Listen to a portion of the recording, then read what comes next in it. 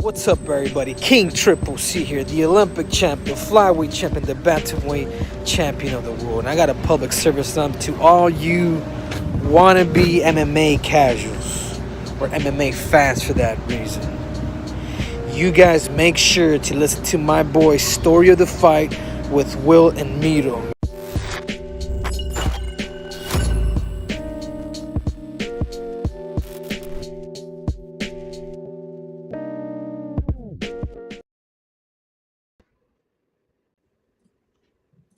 What is up, Will? What up? What up? Welcome, everybody, to Story of the Fight. My name is Miro. That's my boy, Will. We talk all things combat sports. Today, we're going to be covering UFC Vegas. I believe it's 113, Will? We're up there. Bautista doing his thing, some slick transitions. But before we do, I want to remind everybody, like, subscribe, hit the notification bell, goes a long way. Just like our boy Henry Cejudo said, make sure you're listening to his boys. If you don't like watching on YouTube, though, which I don't know why, because we show clips, pictures, things like that to reference, then you can listen in other ways, right, Will? Yeah, of course. Apple Podcasts, Spotify, YouTube Podcasts, anywhere podcasts are found if you just want the audio. If you want video, Twitch is an option. We suggest YouTube. That's where most of the following is. It's just at Story of the Fight on all social media. So go to storyofthefight.com. It'll list everything: Twitter, Instagram, TikTok, Reddit. Click through, hit follow, hit subscribe. Do what you got to do. YouTube is the way to go, though, because then you get to be in the chat and you get to be part of the episode. Like Austin, the homie Austin. Shout out Let's Austin. go. Hope you gentlemen are well this week. Likewise. I like the salute emoji. I feel like that's such an underrated emoji. Not That's used. my go-to. That's my It's go-to. so good. It's so good. And shout out Evie as well is here. Evie got some blood this weekend. For anybody that doesn't listen on a regular basis, they're gonna be like, "What?" Yeah, Evie likes the bloody fights, and we had some bloody fights. That we did. That we did. All right. Well, you ready to get into it? Yes. All right. So I believe this was the first Apex event since switching over to Paramount. Yes, it was. Right. New Apex, and meta Apex. Oh, seats. Yeah. The meta Chairs in there. Apex. So fold-out chairs. Are they full out like selling tickets now to the Apex then? They are. Yeah. It's still limited, obviously, but yeah. Okay. And you can hear it. It's a little bit better. Yeah. The little bit of larger crowd, and that crowd was blessed with Mario Bautista versus Vinicius Oliveira. Your boy. I like this fight. When they booked this, I was like, that's a pretty sick fight, dude. And look, we've talked about it before. Having not actually watched the Mario Bautista Jose Aldo fight, it's never tainted my image of him. But dude, you know what? That's the best thing that could have happened to you, actually. Yeah, because so many people are like, why the fuck is Mario Bautista headlining? This dude sucks, blah, blah, blah. And I'm like, dude, he's really good. It was just one performance. Because, like, look. I don't think it was just a performance, Will. I think it was who was against. Of course. You know, Jose has a huge following, a lot of fans. And for him to do him dirty like that. Did he do him dirty? Or it's like, dude, that's like, if I'm fighting Jose Aldo, I'm not trying to get fucked up, dude. Your best option. I know you were a Jose Aldo hater, Will. Jeez. Oh, how dare you. You're a fucking punk, dude. Perfect timing on that. Sorry to interrupt though. Go into it. No, yeah, I'm just saying, like, this guy, we've talked about it up until the Jose Aldo fight. We talked about how good he is. He's from the MMA lab, so he's getting reps with like champions like Sean O'Malley and stuff like that. He's got a complete game, dude. His striking's good. His wrestling is good. He bridges the gap between them very well. Like, he's a very complete mixed martial artist. It's just that fight made everybody hate him more than everybody's so blinded by hating him that they refuse to admit, like, oh, this guy's actually really good. And we saw that against Nurmagomedov. Like, dude, he's like barely a step behind, you know? He's all right, dude. Look, he's right. Would someone all right be able to do this? Oh, are you about to show the clip? Come on. Look at this transition work. Kimura, like, taking his back. Slick. I don't know why it clips like that, but I mean, dude, it was a sick finish, man. Batista's a great fighter, man. Fundamental, right? He's probably not going to be the flashiest fighter, but he's just good all around, man. He's good all around. You don't think that was flashy? Well, yes. I guess I could in the striking.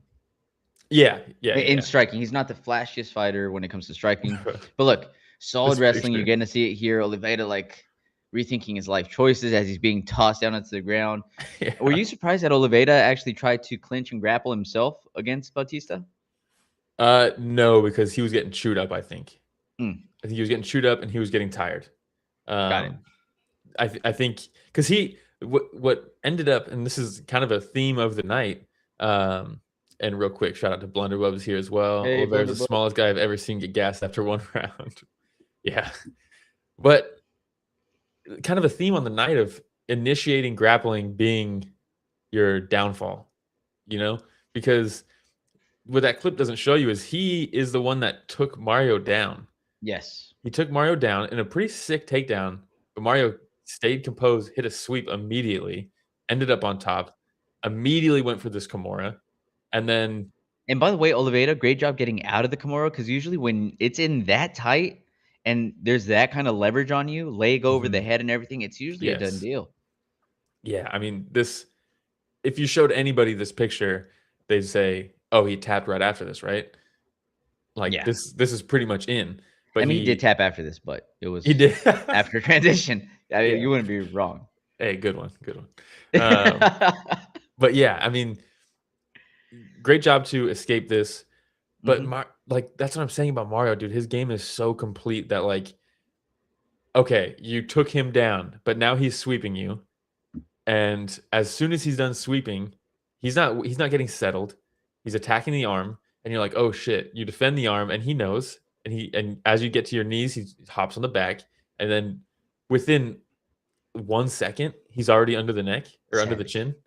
Okay, you convinced me. Well, he's good.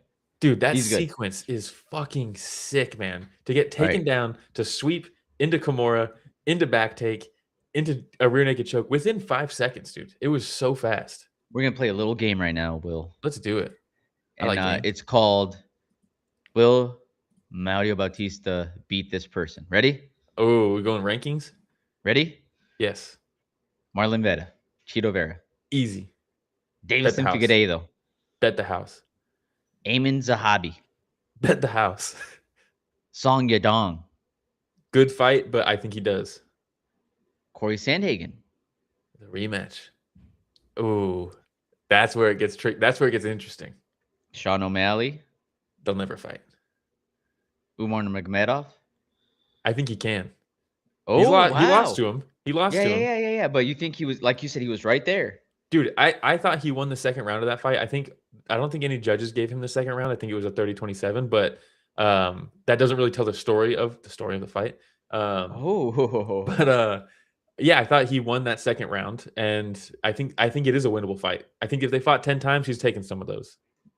So you're saying he's a top 5 talent? I think so. In one of the coolest divisions too. Okay.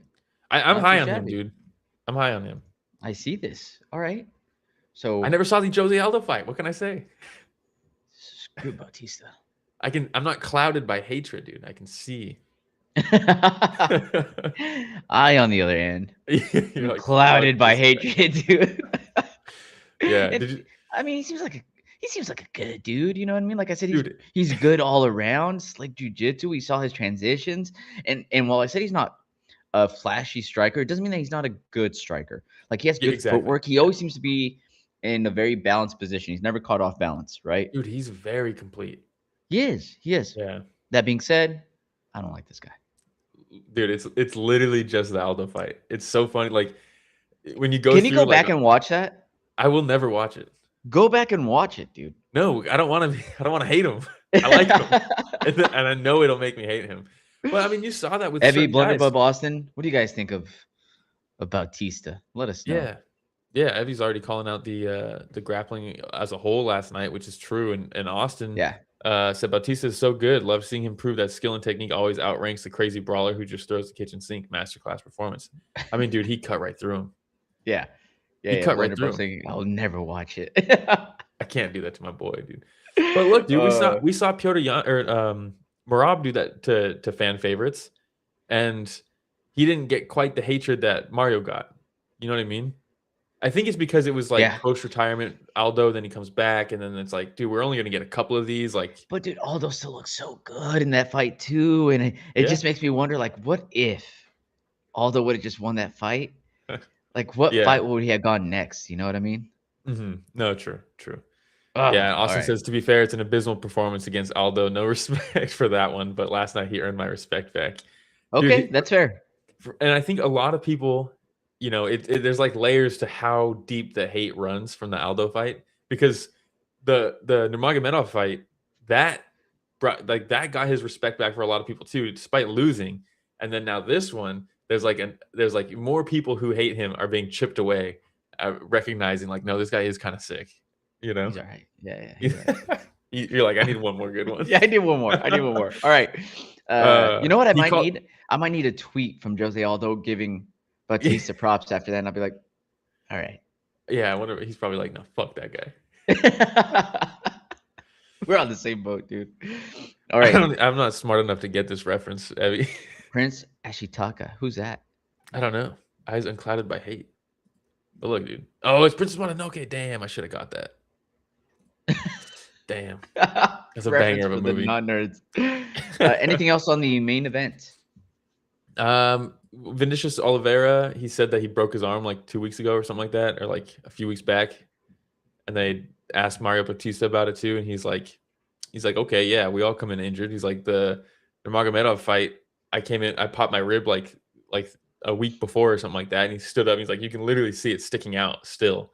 And he's like, we all fight injured. And he's like, you didn't hear me talk about that when I took that loss. Oh, like, damn, okay, what a legend, bro. Hey, up one more notch in my book. He's up to notch 2 now.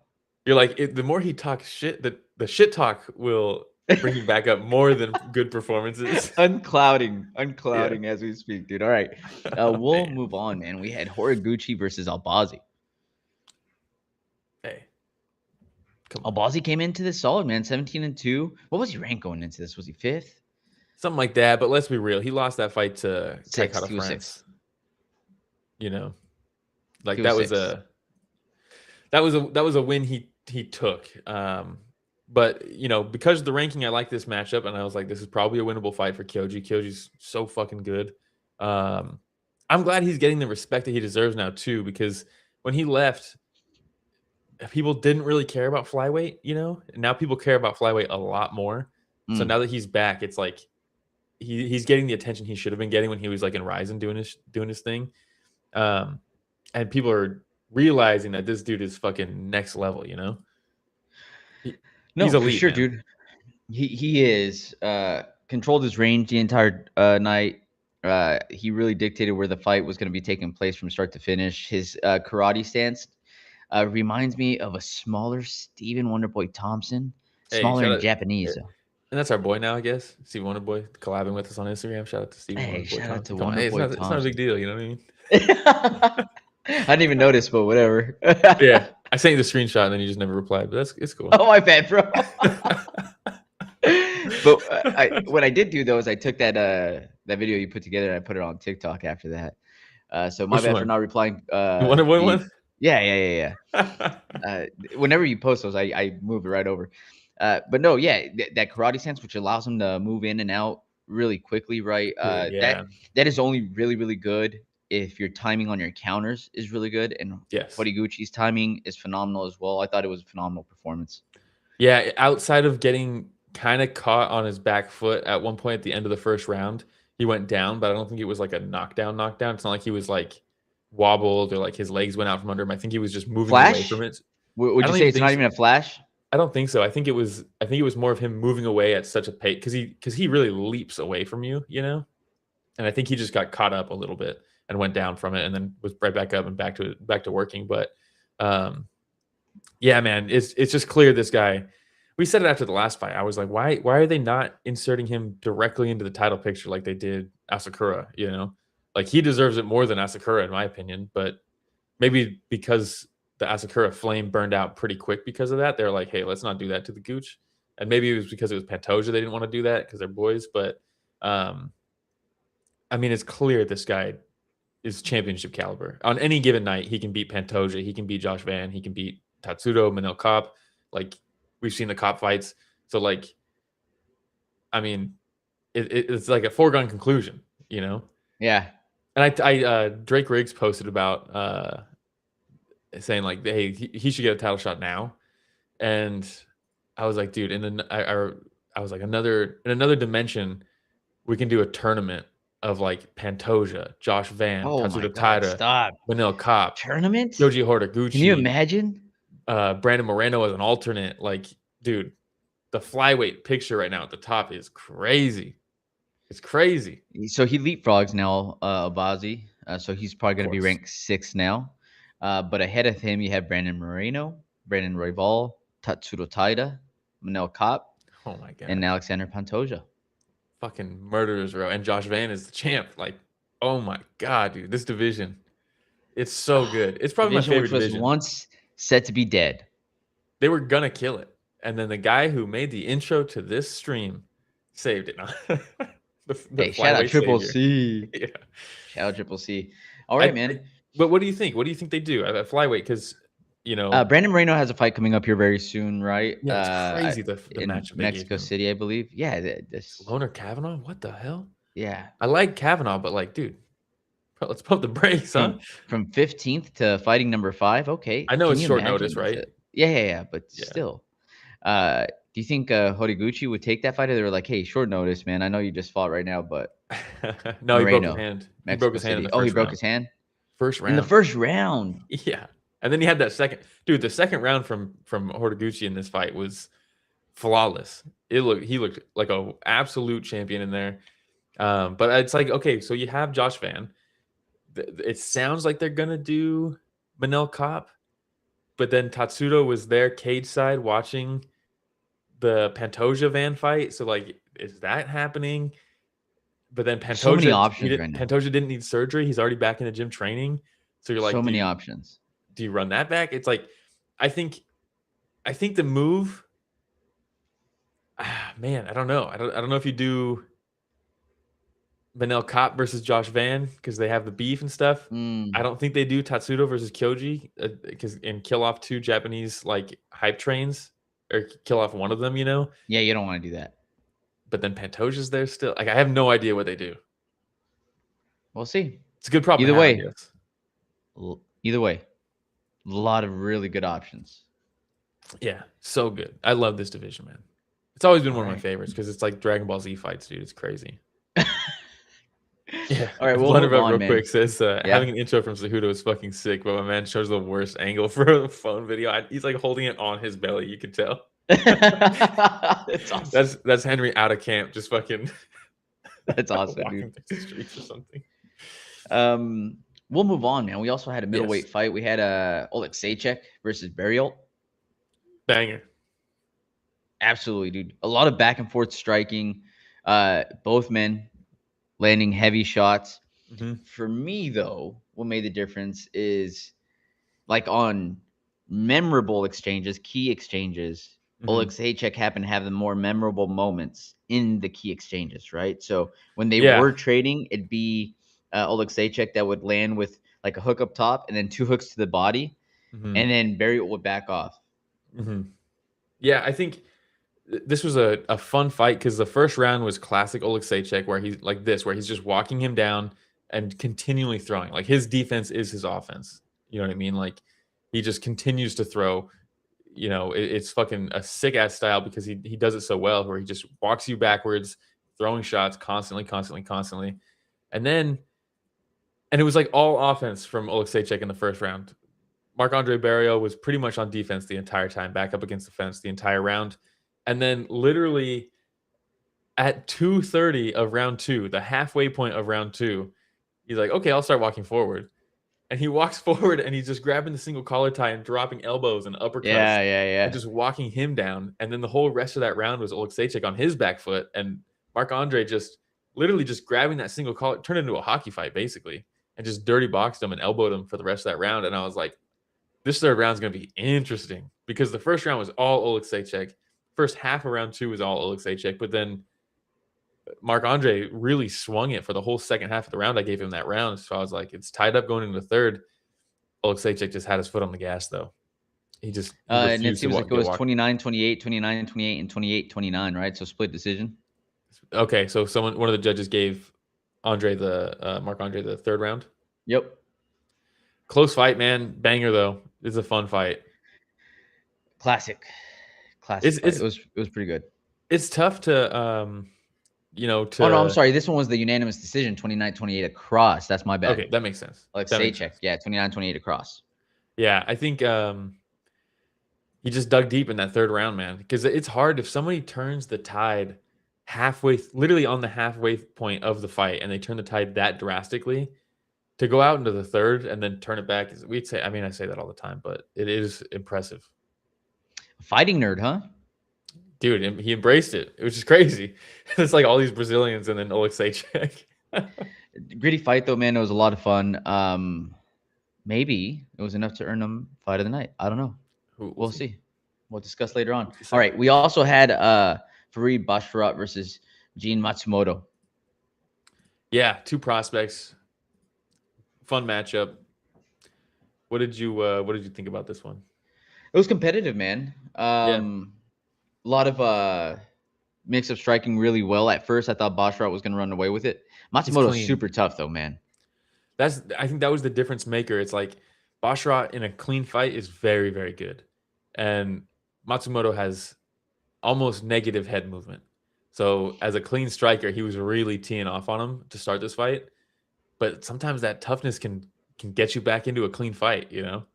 There's 2 times today that I'm going to mention this, which is if the biggest takeaway is, man, this guy's tough from your fight, it's usually not a good sign. Yes. Right? And that's what I took away from Matsumoto. He's got power. Mm-hmm. But I just from what I saw yesterday, it just gets me thinking, like, if you continue seeing clean strikers and he doesn't fix that head movement, is it just going to be a lot of the same for Matsumoto before he gets cut? Yeah, because he's good, man. Like, his offense is really good. Oh, like Austin saying, not going to lie, I thought Matsumoto edged this one out. Okay. Yeah, I mean, he was in there. He was definitely in there. And he was in this fight all the way till the end, and it was close. I thought Basharat won. I think the crowd was booing a ton too. So I don't know if it's because they also thought. Do you have the scorecards up right now? Yeah, that one's the one that went split decision: 29-28, 28-29, 29-28. It was a close fight. I thought Basharat won. I wouldn't have been upset if Matsumoto won because it was a close fight, dude, and he was in it again. Just fix that defense a little bit. Yeah, really. And there would be no questioning whether he should have won that fight or not. Yeah, 100%. And I think Basharat is good, dude. But I mean, they're both good. Both Basharats are good. But I like Farid a little bit more. I like his game. He's cleaner. It's a good fight. And Gene Matsumoto, what was his last fight? He had another tough one, didn't he? Let me double check. The Rob Font fight. Yeah. Oh. Yeah. I mean, 3 split decisions in his last 3 fights is tough. Yeah. No slouch in Rob Font. Obviously, Rob Font's good. Split decision loss. Split decision win over Miles Johns. Basharat now 15-0. He's good, dude. He's good. You know, and this was a good test for him too. And shout out Ghost. Not gonna lie, this card was mid, but Bautista and Horiguchi stood out as good performers. Yes, very good, very 100%. All right, man. Anything else on the Basharat fight?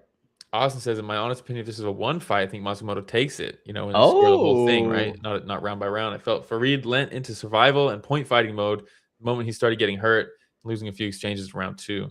Interesting. Okay. Damn. Everyone hates Miles Johns, huh? Damn. But yeah, we can move on. This was a fun fight. Nothing too crazy. But it's the next one. I don't even want to talk about the next one. Fuck. All right, let's go. Jacoby versus Julius Walker. Jacoby's powered the difference in this one, huh? Yeah, I mean, he's just has so much experience in the striking game. You know, it's just so much. And you know, Julius Walker took this on short notice. The thing that I hate about this fight is I like both the guys, and I say this every time I say this, but I like both guys, and I usually feel worse for the guy who loses a fight like that instead of feeling happy for the guy who won. And this is one of those instances. And Jacoby was supposed to fight Jimmy Crute in Australia at 325. He would have won that fight. Jimmy Crute pulled out for injury, and then they push him back 1 week, and they get Julius Walker in there as a short notice replacement. And now I'm like, fuck, dude. Now one of these guys has to lose. Whereas if he just fought Jimmy Crute, he would have beat him, and then Julius Walker could have got a new opponent with a full camp, and we could have seen what he could do there. And instead we got this. And Julius Walker looked great the first round. So good. The slams, fucking sick, dude. Very smart. Sick Picked him work. up. Looked for his corner. Mm-hmm. Right. Dropped his ass. And but what was it? It was the second round Yeah. where that combo for Jacoby lands, and it was just game over after that, dude. It was game over after that. And Do you have footage? Yeah, I have footage. You want to watch this footage? Some of the worst reffing I've seen in a while, by the way. Miragliotta, was it? Yeah, Boom. big right hand. Drops him. He stepped in and stopped it there. He touched He him. did. That shot did Another not need to happen. Then Yeah. he gets to finish later. It went on a lot longer. This clip is cut because they're probably like, Jesus Christ, we don't want to show this horrible stoppage from Dan Miragliotta. This picture should never exist. You should be rooting for a draw then when you like both fighters. I just hope for a good fight, and then we get a good fight, and then Either way, you're still still like, upset. No. Like, fuck, man. I think Can't no. win. You know what it is? This was a good fight. Both guys got some highlight reel moments, and I think what pisses me off is that the fight should have been stopped right here. Yes. And that's what makes me upset about it. Because he Than did. this shot. He put his arm Yeah. on Jacoby. Jacoby then steps back, looks at Miragliotta like, dude, you just told me to stop. Yeah. Walker continues going for Jacoby's leg, so Jacoby has to give that little shovel hook while Walker's down on all fours, which drops him again. Yeah. Yeah, It was just brutal. But then shout out to our boy Juicebox, because Poetan posted a video of him watching, because he fought Jacoby back in Glory, and he was like, shout out to Glory, this is like fucking sick or whatever, right? Shout out to Jacoby. So Julius Walker tweets, so Alex Pineda watched me get fucked up tonight. It's awesome. Awesome. Great Great sense of humor. humility. Great sense of humor. By the way, I saw Jacoby's third KO win in a row. Jacoby never dies, bro. He's one of those guys. He's like an unsung hero of light heavyweight. I think he's got a good style. He's effective. He's dropped some fights, obviously, but he's had a long career. He left MMA. He went kickboxing. He did kickboxing, MMA, kickboxing. I think back to MMA, and he's got some good wins, good performances, good knockouts. Like you said, 3 in a row now. Would have been in the title picture, I think, had he not been allegedly robbed against Khalil Roundtree.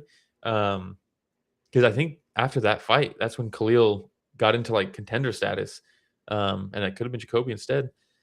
But yeah, it's tough. And I forgot who tweeted it, but at the start of that fight, they were like, "This is Dan Miragliotta's 500th professional fight that he's reffed," and then someone tweeted like, Dan Miragliotta making sure everyone knows he should have stopped at 499 or something. Dude, that's like you ever watch Kill Tony? Where Yeah. there's a comedian that goes out there and just absolutely bombs. And Tony asks him, like, hey, how long you been doing this? And you expect to hear like a month, couple months, or like 10 years. And he's like, Yeah, like- what? It's the exact same thing in this situation. It's like, oh, dude, he messed up. All right. Hey, how long you been doing this? 500th fight? What? God, dude. All right, let's move on, man. Yeah, move on. We also had Donchenko versus Morono. I had mentioned earlier how when the biggest takeaway for a fighter in a fight is, man, they're so tough, aren't they? They're just tough as Yes. nails. Usually not a very good sign, and this was it for Morono. Yeah, and we've known this about Morono. That's the problem. You don't have to keep proving that point. Yeah, Um, man. I thought he was out that first round. The left up against the fence. Yeah. Yes. Yeah, but he did a good job. He's attacking armbar. Actually locked up an armbar for a second and then ditched it. He didn't have it, but the fact that he locked it up, I was like, okay, he's still here. Weathered the storm. I mean, it's tough to fight on one leg, and when you go into a fight with a knee brace on, and then that leg continues to take punishment, that's brutal. I think it was after the first 2 leg kicks where I was like, oh, no. Yes. Like Rogan, that leg's compromised. Yeah. Like as soon as he gets his The first leg leg kick. kick. Yeah. Yeah. But in this case, it's true. In this case, because after the second kick, it was super. Oh my God, look at that picture. Evie's gonna love this picture. But Dude. after that second leg kick, like it was noticeable. Like he lifted it up Yes. and took a step back and like It saw was him bad. wince, right? Look at Yes. that picture though. What a savage. Bro, the sequence of photos here. Just get ready when you like you said, the toughness thing. Yeah, you don't want to be known for that, but you do get some cool points because this picture now exists, and the next picture is this, Oh, and then the next picture is that, but then the next one is that. You're like, dude, this dude's a savage. He's a fucking savage, man. like people say that to be a fighter you have to be A little crazy crazy. because your Mhm. job is walking into a cage. They lock the door and they're like, "All right, go beat the shit out of each other." Yeah. The next 15 minutes of you can make it. Mhm. Dude's crazy. He's crazy. Morono's Man. got a little crazy in him, I think. Yes. He's got a little crazy in him for sure. That point was after he checked one kick, and you're like, dude, we're third round in, man. You can't, there's like a minute left of this fight, but I guess he got it. But yeah, I mean, Donchenko, I think Donchenko's good. He's clearly very skilled, and I thought he was skilled from his performances on Ultimate Fighter. There was some stuff he could have done in this fight. He could have got this. He could have got him out of there, I think. So maybe you can learn from that. But Morono's a tough By the out, way, I dude, guess. when I was a kid, lived in Mexico for 6 months one time. I'm pretty Mhm. sure we had a gentleman in the neighborhood that we used to call Donchenko. Really? Yeah. Yeah. First name Don, last name Chenko. Well, when you say Mister, it's like Don. Yeah. Yeah. So Donchenko. Nice guy in the neighborhood. Shout out to Don Chenko, huh? If he's still around. Or maybe it was Checo. Don Checo. Don Chenko. Hey, either way though. pretty Anyway, pretty darn close. shout out to dude. Don Chenko. Ghost says, did you guys think that this card was better than the last two cards? The bar isn't that high, to be honest. I think I liked 324 better, Yes. but I liked this better than 325. Yes. I'm on the exact same. Yeah. 324 was better. Good Uh, question though. Yeah, Blundero says the corner banter from Morono was so good. Yeah, they're like get back and they're talking about the leg kicks. He's like, they fucking hurt. Yeah. I know they Yeah, fucking dude, I hurt. can tell. Okay, quick question on that one, right? As Yes. Ghost mentioned, the cards 324. There was a lot of complaints about Paramount, the commercials, and all this. Mhm. Do you feel like it's been improving since the first one?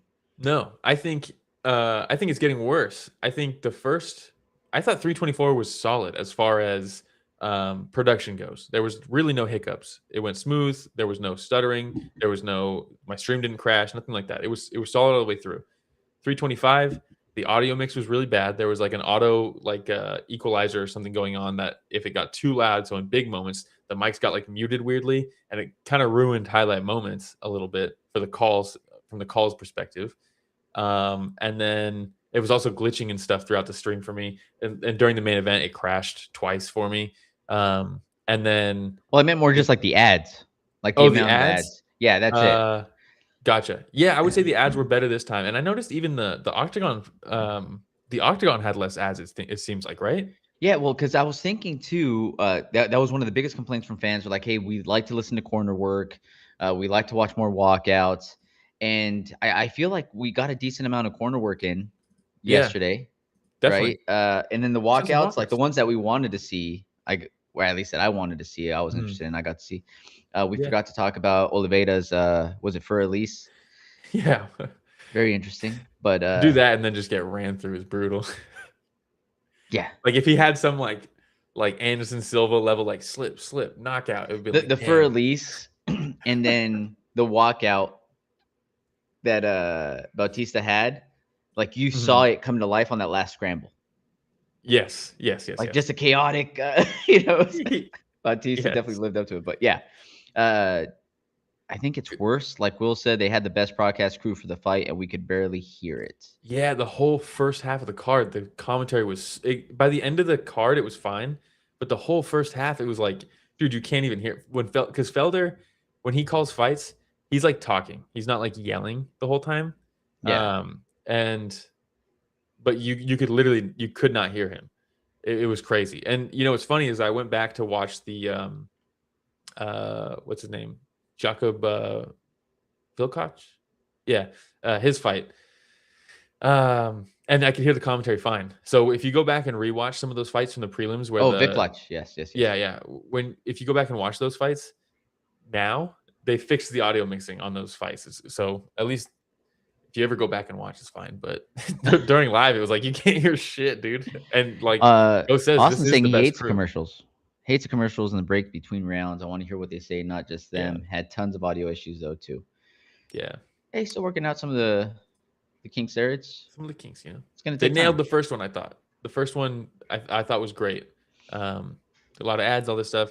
I'm not a huge fan of like the huge like L-shaped Monster Energy ad where they have the picture-in-picture, like when they're doing the decision, and you have like this massive border around the screen of just like monster cans.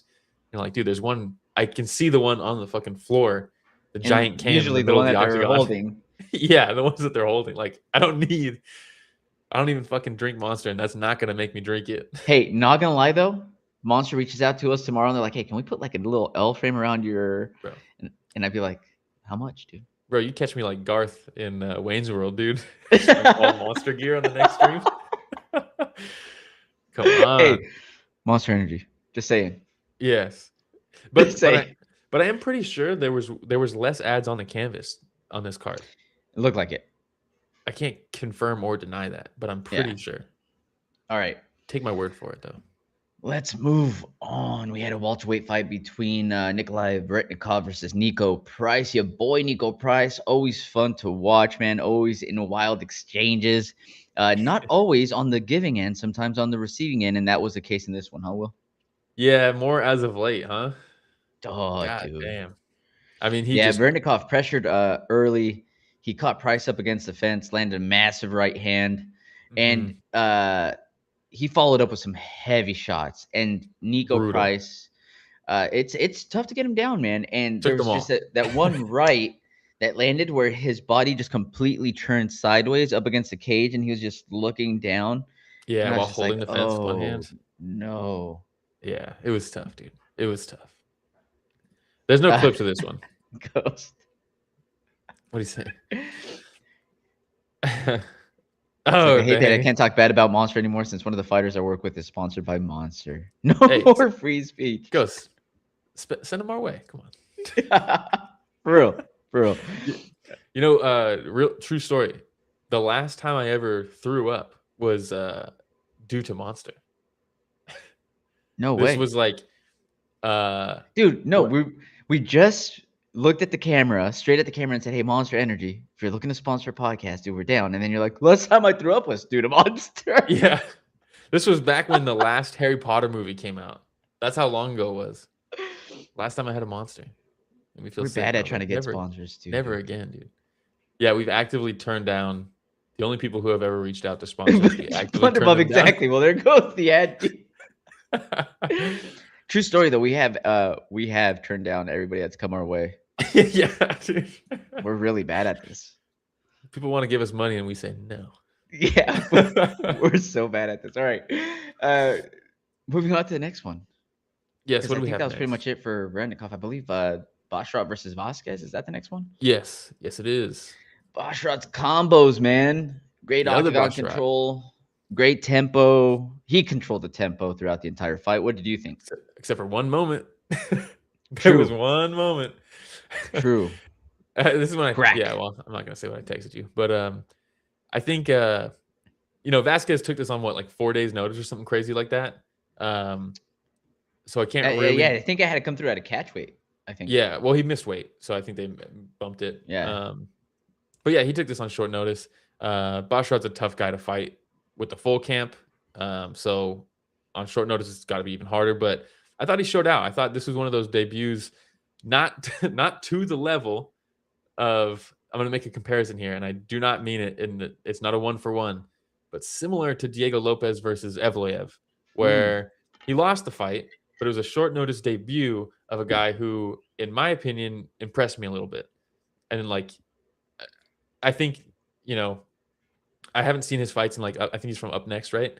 And I haven't seen those fights, but there was things in this fight where I'm like, ooh, that's a little tough. Like the kind of searching for big shots and leaving himself overextended, which against Basharat, you're going to get countered. And that's what happened, right? Where like in this situation where he extended, he happened to land, but in this one, the exact opposite. And followed up with the counter. Hey, nice sequencing there. Yes, it was very good. The left hook right hand combo that really hurt him, but he stuck through it. He survived, and then in the second round, he had Bostrat hurt a little bit. I don't know if he really hurt him necessarily, or if it was more just like um, he had him out of position. And but even then, I don't know if he was actually rocked Bostrat, but it did seem like he was out of position. He was compromised. He was tripping over himself, that kind of deal. And part of that is due to Vasquez. Even though maybe he didn't land or make him like wobbly with a punch, he still did a good job of preventing him to get back to a composed base, you know? Yeah. And sometimes that could be the difference. Sometimes that's where the finishing shot can come from. Even if you didn't necessarily hurt him originally, if you get them out of position and you prevent them from getting back into position, then you can mix it up and get something. But he didn't. Ultimately, Bostrat got back into it, got back into his groove. But you know, if Vasquez can kind of be composed a little bit more and not be reaching for that knockout a little bit, I think he's clearly pretty solid, and his ground game surprised me too. Very competent on the ground as well against Bostrat. Yeah. So I was impressed. Bostrat now moving to 15-2. Is he ranked? I can't remember. No, I don't think so. No, right? I think he was like sniffing a ranking at one point. Yeah, he's not. Yeah. He should So be Hobby and close, Ricky though. Simone are tough ones, dude. Those are tough guys. It's got to be pretty close. Yeah. That Ricky All right. Simone one was crazy, huh? When he knocked That was him a out. good fight. Ooh. That was a good fight. Yeah. Austin saying Vasquez has some sneaky subs that were legit, and also he thought that Vasquez deserves a contract though for this being his debut. I agree. Yeah, I'm sure they'll give him another one. He missed weight, but it's a short notice. But then it's like there's the argument of like, well, don't accept a short notice fight if you don't think you're going to make the weight. But it's like if the UFC calls and it's your debut, you know, I think it's different when like if you're a fighter on the roster already and you're pretty safe, you're not like on the risk of getting cut, and they call you and they're like, hey, can you make this fight at short notice? And you're like, I don't know if I'm going to make weight, but I'm going to take it anyways. And then you miss weight. That's one thing. But when they call you and you're not even in the UFC yet, and they're like, hey, can you become a UFC fighter in 4 days? I don't give a fuck if I'm missing by 10 pounds. I'm saying yes to that. You know what I mean? Yeah. Get in there for when sure. you can. So Got to take the call when they give it, because you never know if that call is going to come again, dude. exactly. You know, and I don't want to say that they hold grudges sometimes, but there's they testimonies can. from last week that maybe prove they do. All right, let's move on. We don't get sponsors, but we toe the line, man, when it comes to just saying things that could get us in trouble. So. Look. Are we ever going to cover a UFC event as press? Probably not. Probably not. They have denied our credentials multiple times. Shout out to One True. Championship. They're the real ones. They gave us Shout out credentials. to One. Oh, and bare knuckle boxing. They gave us credentials as well. Shout out bare knuckle boxing. Hey, shout out to Andrei Arlovsky, huh? Oh, hey, doing the damn thing. Rothwell. For what, like the third time? Yeah. Still fucking legend. Beat Cancer right. 3 times, beat Rothwell 3 times. Jesus. He's a legend, bro. We also had real quick, Ghost says he didn't think Vasquez had a process here. Yeah, I don't think so either. I think it was just like, hey, go in there and try to knock this guy out. Backyard ball, dude. He's got some strengths he can leverage, but doesn't have a cohesive game to put it together. Yeah, and I just don't know. I think this is a pretty big learning experience. Fighting a guy like Bostrat can be a pretty big eye opener, I think. And if he has the right mindset, he can build off of this, I think. Because he fought decently everywhere. And there's clear things to correct from this performance. So I think he can. I think this loss here can improve him if he's got the right mindset. But the raw talent, I thought, or the raw skill set, and like the raw fighter quality that he's got, I think there's something there. All right, Yeah. Let's move on. We had Wong Kong versus Moda. I liked this fight. What can I say? Dude, Wong Kong striking volume, good accuracy. She Hilarious started picture, the by fight the way. off with that head kick, Yeah. right? I believe Hilarious that was the picture. first strike that landed, and I was like, "Holy smokes!" Mhm. But I thought that it was Wong Kong's pressure that made the difference. Well, yeah, and you know, she showed some improvements in that first round where what is it, Mauda? she had her up against the fence, and she did a good job of, kind of it's the move now. You give up your back a little bit and you try to break the grips. She's elbowing the forearms like Piotr Jan against Marab. It's interesting to see more people doing that now. I don't really know how effective it was or if it was just effective in that fight, but she elbowed the forearm, she fought the grips, she turned into her, she broke away, she started striking again. And you're like, okay, cool. That's what we want to see from someone like Wang Tong, who we've seen. Like, I want to see her strike. So if she can continue to develop her game to put herself into a position where she can strike, that's cool for me. And I like that. Second round, takedown happened. She got pretty out grappled for the majority of that round. Wait, can I just say something? And I don't know if you noticed this in the first round, because when Maura was on her back and she starts threatening a leg lock, right? Which is just purely defensive at this point because she's just trying to get back up, right? But her legs are wrapped around Wang Kong's legs, right? Mm-hmm. And she throws 2 elbows. Yes. But if you go back and watch it, she elbowed her own leg.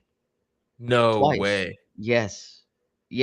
I was like, wait a second. Someone clip it. I did the Leo DiCaprio. I was like, what? And I went back 10 seconds. I was like, oh, she just elbowed her own leg twice. It's the Tyson Fury uppercutting herself. Dude, it was rough. No way. But their legs were.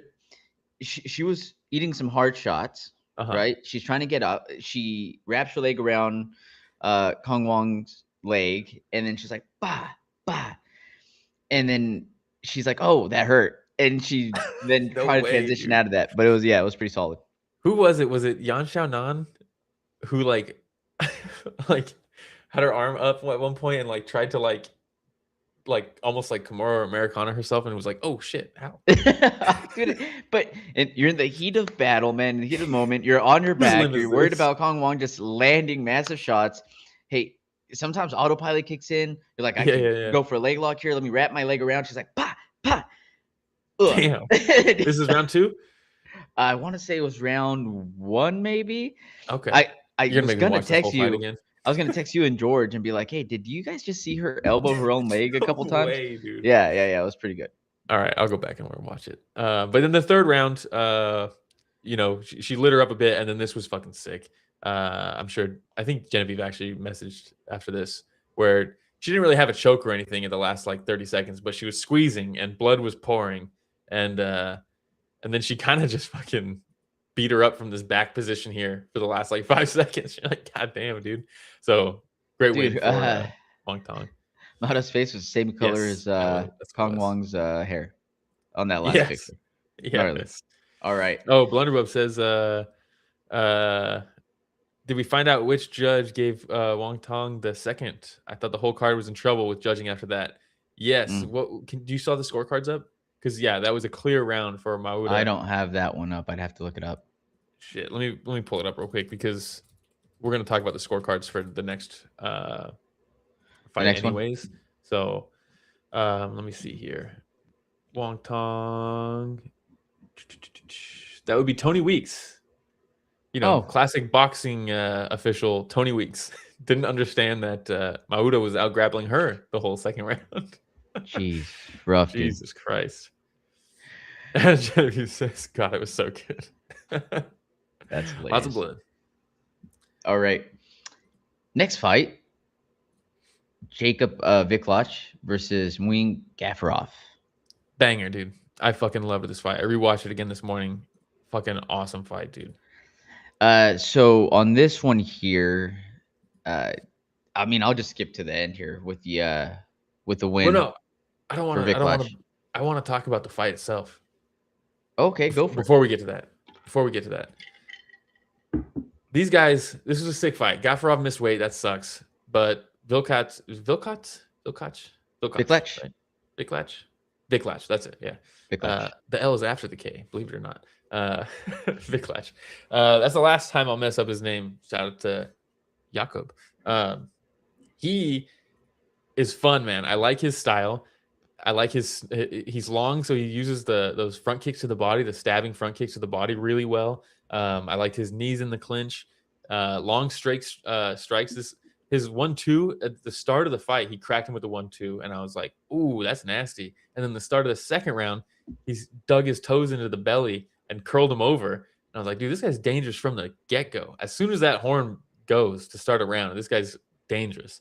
But then on top of that, I thought Gafarov fought himself back into this fight, in a fight that I thought it looked like he was going to start getting picked apart.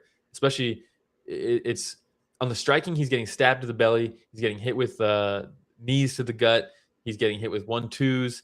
And then on the ground, he's getting like swept and transitioned on. He's getting submission attempts.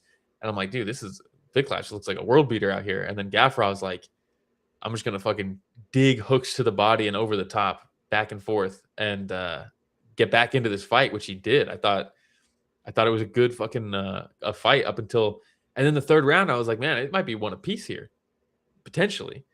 And then do you have Gafarov winning up until the end? I did.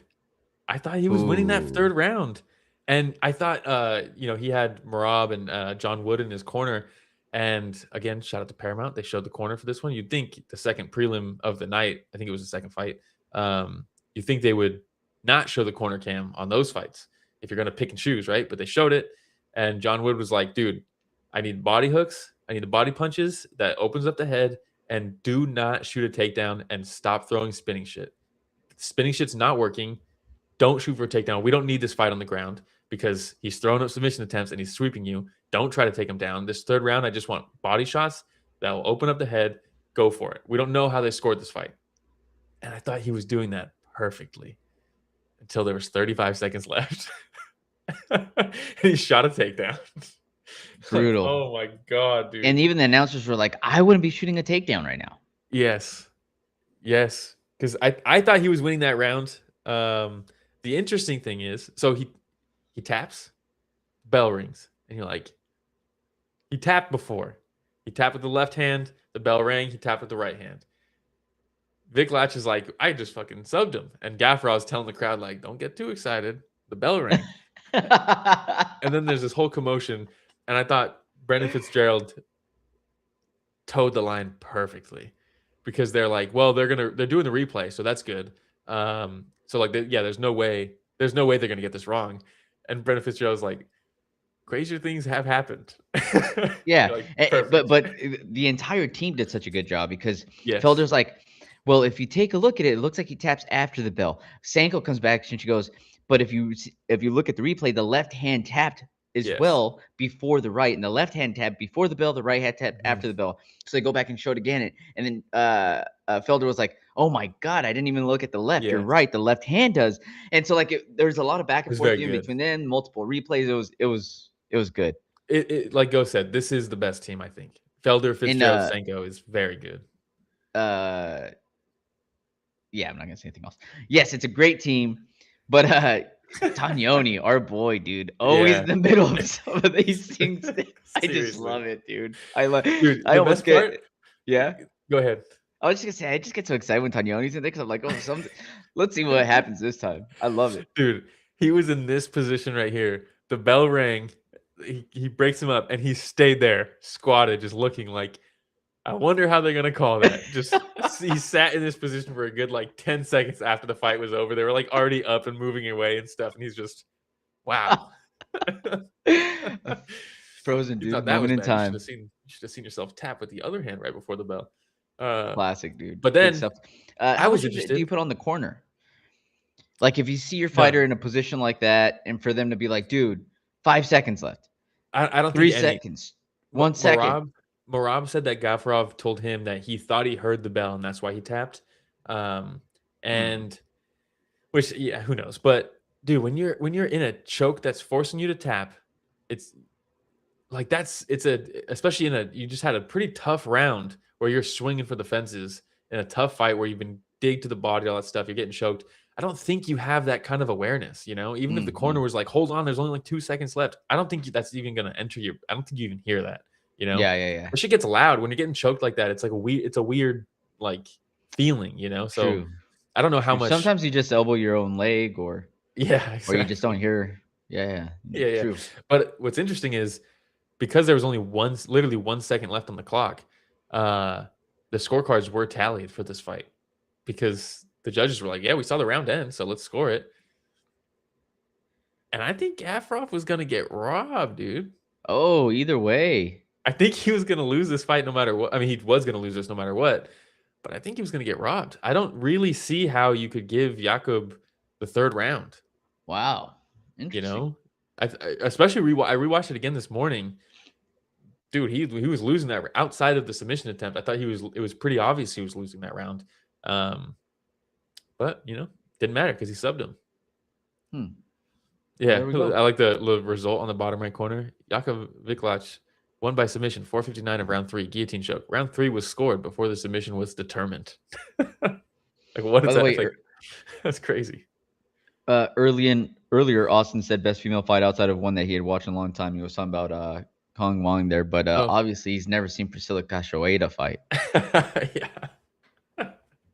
What a banger, huh? We're not going to cover that one. Yeah. I like how we didn't even mention that we skipped the Almeida fight. Oh my God, dude, get out of here. Jesus Christ. Get out of Dude, here. okay, at this point, we need to start deducting points from people pointing down like Max Holloway because that fight didn't need that. That was crazy. Yeah. Almeida. We got to figure something out with Almeida. Yeah. I mean, Jesus. Go says stoppage via ref interference would be hilarious. You could argue that was Ben Askren versus Robbie Lawler. True. You All can right. make that argument. Those Or are all the fights Kevin we're Lee going to cover. versus Chiesa. Kevin Lee versus Chiesa, where he was like, it's bad enough and stopped it. And it was like, what? I didn't fucking tap. Like, well, he wasn't going to get out of it. And you're like, what? That's not how it works. All done. Those were all the fights we're going to cover. Yes. Moment of silence. What fights did we lose, Will? Yes. What did we lose? Julius Walker was supposed to fight fucking salty bald guy. And he got Jacoby instead. Ryan Spann was supposed to fight Puniev. He pulled out, so we got Almeida. I mean, Jesus Christ. Yeah, Saeed Nurmagomedov. I think that's the most significant one. Nurmagomedov versus Basharat would have been a very cool fight, but then Saeed pulls out, and they get Vasquez to make his short notice debut. There we go. Who got money? And once again, Tapology, I am calling, and I've messaged them, and I'm calling for them to add the date of when these pullouts happen, because then we could say, oh, Saeed Nurmagomedov pulled out on June 2nd or February 2nd, so it's only 4 days or whatever when Vasquez steps in, whatever the math is. But it would be cool to see like when, because then we know when the replacement happened. Yeah. Get on it, Tapology. Come on, they're so good. They're so good at so many things. Who got the bonuses? Yeah, Bautista got a bonus. Obviously, you style out like that in a main event. Nice. You deserve it. That's 100K, baby. That's 100K. Viklac got one because 1 second left on a fight that it was sick. It was sick. 100K there. 100K there. Oleksiejczuk versus Marc-Andre Barrio got fight of the night. That's deserving, I guess. Yeah. So Yeah, 100K for pretty each good. of them. Yeah. And then anybody else that got a finish got 25K. Correct. They don't list those out, do they? No, they don't list them. Okay. Well, still. Actually, 25K for those folks. So Yeah. congrats. What do we have going on next week? Next week is a big week for fights. We have. I'll just share my screen. Jackie Boonton? We got one Fight Night 40, and is there no UFC? I guess not. Sick. So I guess we got one. We got one. Zuffa Boxing. Jesus Christ. Zuffa Yeah, Boxing. next UFC isn't until February 21st, and that's going to be Sean Strickland versus Fluffy. Okay, gotcha. Let's just pull up. It's going to be a good main event. Yes, I like this card from one. I think Nick has posted it. I went to Nick's. There we go. All right, Jackie Boonton versus Stella, the rematch. Very interesting. The first fight was very fun. Kind of an upset for Stella, but now we're doing it in kickboxing for the kickboxing belt. So we'll see if Stella becomes a 2-sport champ. I think this kickboxing will favor Jackie, though. I would think. I don't know. Nico Carrillo's back. Yes, Nico versus Shadow for the interim title. Solid. It's fucking awesome. That's such a good fight. Danny King got his back. Our boy Vanilla Thunder, Ben Tynan. Tynan against Takeuchi is going to be fucking fireworks. And then our boy Adrian Lee versus Adrian Shota Lee is Isojima. back. Yeah, it's a fun card, dude. This is going to be a good one. Yeah, this is going to be fun. Awesome. Little one championship on Valentine's. Come on. Hey, dude, no better way to spend No Valentine's better Day, way. you know? No better way. Hey, shout out everybody. Thank you for joining us for the week. Shout out Evie, Austin, Ghost. We had Blunderbub on here as well. Always a lot of fun whenever the community gets together to talk fights. Even if it wasn't the course. best card in the world, still looking forward to talking to everybody on the chat, right? So shout out to everybody that joined us. Hey, if you weren't able to join us live, you could still chat, right? Still Leave chat. comments on the video. Come Will and I usually respond. Usually. Unless you're usually. disrespectful. And then even then sometimes. Yeah, even then, I was gonna say, I think I still respond to those, just not in the way that they want usually. Yeah. Hard to clickbait this guy, you know, or rage bait this guy. But yeah. And if you don't like watching on YouTube, you have other ways of listening. Yes, Apple Podcasts, Spotify, YouTube Podcasts, anywhere podcasts are found. But we highly suggest YouTube because then you get to be in the chat. And then follow us on social media. It's at Story of the Fight on everything: Instagram, Twitter, TikTok, Reddit, Twitch. We're close to 1,000 followers on Instagram. We're at like 800 or something like that. So let's get to 1K on Instagram. That'd be cool. Let's do it. All right. Well, Let's do it. This is usually where we give our boy Rich some recognition for being on, but he's actually in your neck of the woods this weekend, right? Yes. He's over here in the Bay Area going to the Super Bowl. Come on. So, by the way, Rich doesn't really follow football either. So when we say rich and casual in fighting, he's rich and casual in sports, with the exception of the NBA. Yeah, he's very deep with NBA. He's deep in the NBA. Outside of that, though, does he know who's playing in the Super Bowl? I don't even know. How could I know if he knows? Oh, classic. But yes, shout out to Rich. Shout out to Richard Bustos, our boy. You know, and he's going to VIP, like celebrity chef VIP tailgate for the Super Bowl, and it's in Santa Clara. So what? Yeah, dude, he sent me his itinerary because we were gonna try to link up because I've never met Rich in person. This is some behind the scenes. You only get this on Apex events when yeah stuff like this. But yeah, we never met in person. So I mean, he's so close to me now because it's in the Bay Area. So we were trying to link up. Meet up? But I don't think it's gonna happen. What? Because he's tagging along with a buddy who won this trip, right? So he's kind of like his buddy has like a whole itinerary and stuff. At the mercy of his friend's schedule. Does he not know how important this would be? I know. He sent me the schedule and I'm like, bro, when are we gonna hang out? Like, what the hell? Because he's like, yeah, we're doing a Saturday. They did you know, like the John Muir, is it Muir, whatever, the woods, the like redwoods and stuff up by and like the SF and stuff. Oh, okay. It's amazing. I mean, it's amazing. It's insane. But yeah. He's like, yeah, we're doing this excursion. It's like 9:30 to 3:30, and I'm like, what the fuck, dude? You're gonna be out Redwood 6 hours, dude. And then he's like, yeah, then we'll be in Sausalito for the rest of the night for dinner. And I'm like, bro, that's crazy. At that point, now we're talking North Bay, and it's like that's pretty far for me now. But yeah, so I don't know, but yeah, he sent me the itinerary, and one of them was like VIP celebrity chef tailgate at the Super Bowl, and I'm like, bro, I think because it's in Santa Clara, that's gonna be fucking like Nate Diaz is gonna be there. You gotta get a pic with Nate Diaz or something for the podcast, you know. Go saying Rich gets every prediction right and wins contest. What a guy. Fucking legend, bro. You know, Rich, these things always happen to Rich. Like when I first met Rich, I hadn't known him for too long, and we were just talking, and he mentioned something about liking comedy, and I had tickets, like really good tickets for Joey Diaz. Nice. And I was like, well, I just met this guy, but he says he likes comedy. Do you want to go to Joey Diaz, dude? He's like, yeah, I'm down to go with you. And I was like, no, dude, like I can't go. Like, I'll give you my tickets. And he goes, sick. And so he just, this type of stuff I think just happens to Rich in general. What a legend, bro. What a fucking legend, dude. All right, everybody. Well, thank you for joining us for another week of Story of the Fight. Shout out to Rich over that's going to get to watch Super Bowl. And I hope everybody enjoys watching Super Bowl tonight. Have fun. Thanks for joining us for another week of Story of the Fight. What's up, everybody? King Triple C here, the Olympic champion, flyweight champion, the bantamweight champion of the world. And I got a public service announcement to all you wannabe MMA casuals or MMA fans for that reason. You guys make sure to listen to my boy's Story of the Fight with Will and Miro.